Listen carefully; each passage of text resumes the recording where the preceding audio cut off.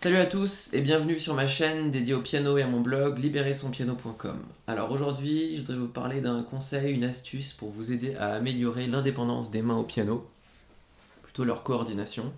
Souvent, c'est quelque chose qui est difficile, peu importe notre niveau, de faire une chose avec une main et quelque chose d'autre avec l'autre main. Et même quand on a travaillé les mains séparées correctement et qu'on y arrive bien, et bah parfois quand on met les mains ensemble, ça colle pas et on ne sait pas forcément comment y arriver. Donc, je vais vous parler de ça aujourd'hui. J'ai deux techniques qui fonctionnent plutôt bien pour aider à cette coordination. D'abord, il faut savoir que c'est une difficulté qui est propre à tous les pianistes et notamment du fait que c'est pas quelque chose qu'on est amené à faire dans notre quotidien, de faire des actions et des mouvements assez différents aux deux mains en même temps, qui exigent une certaine dose de précision. Donc, du coup, c'est normal que ce soit quelque chose qui mette du temps à intégrer pour notre cerveau. Et justement, c'est ça la difficulté sur laquelle j'applique ces techniques, c'est que souvent, quand on met les deux mains ensemble et qu'on bloque, qu'il y a quelque chose qui se passe mal, c'est qu'on a du mal, on n'a pas l'habitude de penser aux deux mains en même temps. Quand vous travaillez vos mains séparées, bah, vous pensez complètement à ce que vous faites pour chacune des mains. Si vous travaillez bien, sinon vous pensez en même temps à votre liste de courses ou à je sais pas quoi, mais si vous travaillez bien, vous pensez bien à ce que vous êtes en train de faire avec chacune de vos mains séparées. Et souvent, quand on met les deux mains ensemble, comme c'est une manière de penser des connexions dans notre tête qui ne sont pas habituelles, et ben on va avoir tendance à switcher, à passer plutôt d'une main à l'autre, et la plupart du temps à penser à notre main forte, la droite pour la majorité d'entre nous qui sommes droitiers. Voilà, et donc c'est le fait de ne pas arriver à penser vraiment aux deux mains en même temps qui crée des difficultés quand on met les deux mains ensemble dans un morceau qu'on travaille. Donc aujourd'hui, je vais vous proposer deux techniques que je propose à mes élèves et que j'applique aussi pour moi, qui forcent la pensée et l'attention à se concentrer autant sur l'une main que sur l'autre. Voilà, c'est parti, je vous en parle tout de suite. Donc on va voir tout de suite les deux techniques que je vous propose pour améliorer la coordination de vos mains au piano. Avant ça, si cette vidéo vous intéresse et si le contenu que je vous propose vous plaît, mettez-moi un petit like, ça me fera plaisir, ou mettez-moi un commentaire, c'est toujours cool. Donc la première technique, donc je vous rappelle que la difficulté de coordination ou d'indépendance des mains vient du fait d'arriver à les penser en même temps et pas l'une puis l'autre. Donc la première technique va s'appuyer plus sur la pensée, sur le mental. Ce que vous allez faire, c'est pendant que vous jouez vos deux mains, vous allez nommer les notes d'une des mains. Alors je vous conseille de faire ça davantage avec les notes de la main gauche, parce que souvent c'est celle-là qu'on pense le moins, mais évidemment vous pouvez alterner et faire les deux exercices pour équilibrer. Vous n'êtes pas obligé d'être tout de suite en rythme, ce sera peut-être assez difficile, surtout selon le niveau du morceau que vous travaillez. Concentrez-vous simplement sur le fait d'être bien présent à ce que vous faites et d'arriver à nommer les notes de la main gauche tout en jouant les deux mains en même temps. Au préalable, vérifiez quand même, travaillez la main que vous allez solfier, donc dont vous allez nommer les notes, travaillez-la au moins une fois séparément pour être sûr qu'il n'y a pas de problème justement de solfège, que vous êtes OK sur les notes. Quand vous travaillez cette main séparée au préalable, là par contre je vous conseille de le faire en rythme pour être sûr que vous n'avez pas de blocage, qu'il n'y a pas des hésitations au niveau du nom des notes. Quand vous avez fait ça, bah, vous pouvez mettre les deux mains ensemble et vous nommez les notes de la main gauche par exemple, tout en jouant les deux mains ensemble. Allez lentement, si vous n'êtes pas en rythme, c'est pas grave, faites-le plusieurs fois. Ce qui compte, c'est pas le résultat, c'est pas d'arriver à jouer parfaitement les deux mains en nommant la main gauche ou la main droite, puisque déjà vous n'arrivez pas à faire les deux mains si vous faites cet exercice-là, donc c'est pas en ajoutant une contrainte supplémentaire que ça va être plus facile, ça va être plus dur, mais ça va forcer certaines connexions dans votre tête, donc c'est pas la peine de viser un résultat parfait, c'est juste de sentir que ces connexions se font, et c'est comme un entraînement de manière de penser. Et une fois que vous l'avez fait un certain nombre de fois, normalement vous allez quand même être de plus en plus fluide. Là, quand vous enlevez cette contrainte, et bah, tout à coup vous allez mieux jouer, et vous allez pas seulement mieux jouer, mais vous allez voir que vous êtes capable de penser davantage à vos deux mains et pas seulement à l'une des deux, souvent la main droite. Voilà, alternative à cette technique, avant de voir la deuxième, vous pouvez nommer les doigtés de votre main.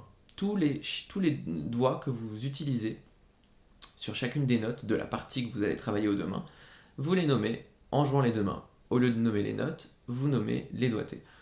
Pareil, si jamais vous avez un doute sur vos doigtés, faites un travail préalable, marquez éventuellement tous les doigtés que vous utilisez sur cette main, sur le bout que vous voulez travailler. Faites le main séparé aussi pour vérifier que vous pouvez jouer une main tout en lisant ses doigtés. Et quand vous le faites bien, vous mettez les deux mains ensemble avec plus de contraintes rythmiques provisoires, encore une fois, donc même système que précédent.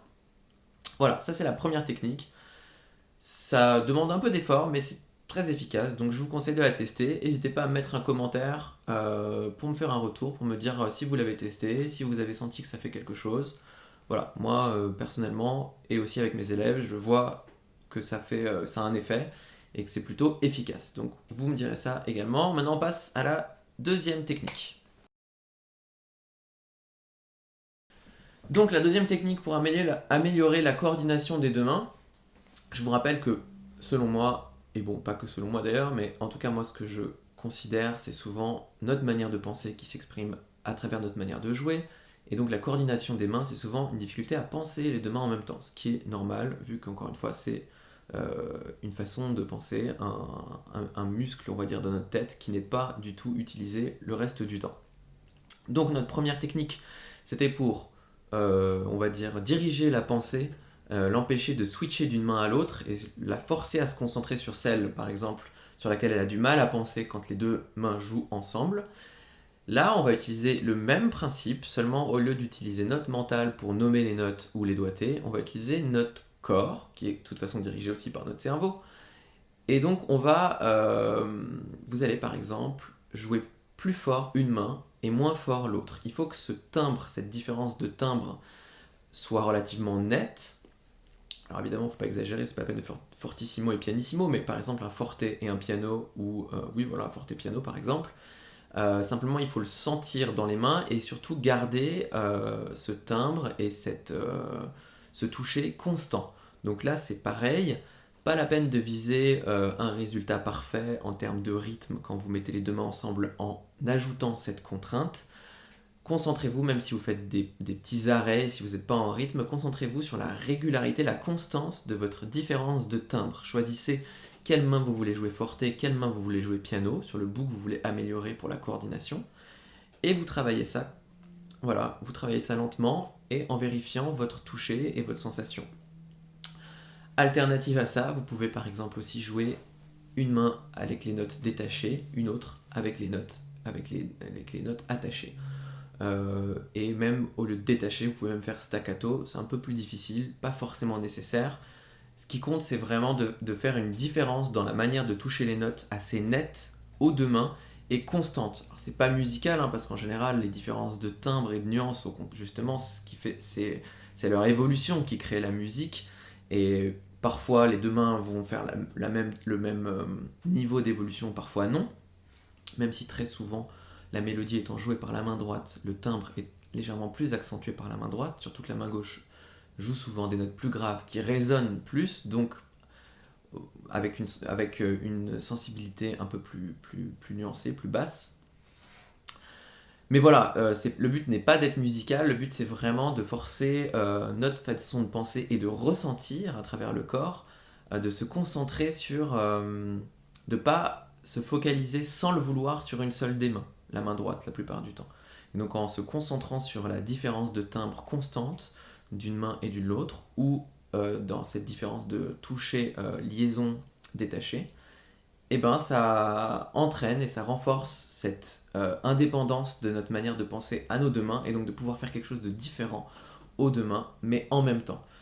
Donc voilà, ça c'était la deuxième technique. Pareil, n'hésitez pas à me mettre un commentaire si vous la testez et si vous voyez les résultats. Moi, j'en suis personnellement convaincu, mais je vous laisse faire votre propre expérience et me dire ce que vous en pensez. Donc voilà, on arrive au terme de cette petite vidéo conseil. J'ai rien montré cette fois au piano. Je voyais pas forcément l'utilité par rapport à ce que je vous ai dit de vous donner des exemples et de me voir lire des notes, mais bon, je pourrais éventuellement le faire. Prochaine vidéo sera peut-être plus avec un exemple sur le piano. Je pense que je vous montrerai des exercices de Brahms par rapport à l'article que j'ai créé en dernier qui est sur la rééducation au piano et sur le fait d'améliorer les doigts pivots, le fait d'être bien ancré dans un seul doigt. Donc il y a un exercice de Brahms qui est très bien pour ça, je vais vous montrer.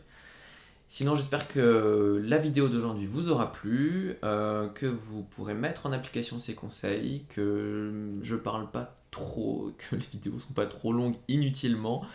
J'essaie d'être le plus clair possible. Donc voilà, mettez-moi un petit like, un petit commentaire, quelque chose pour me montrer que mon travail vous plaît, que ça vous aide pour vous améliorer au piano. Et je vous dis à bientôt. J'espère vous donner toujours plus de contenu pour vous aider à vous améliorer au piano, que ce soit par des conseils ou des petits exercices. Voilà, à très vite.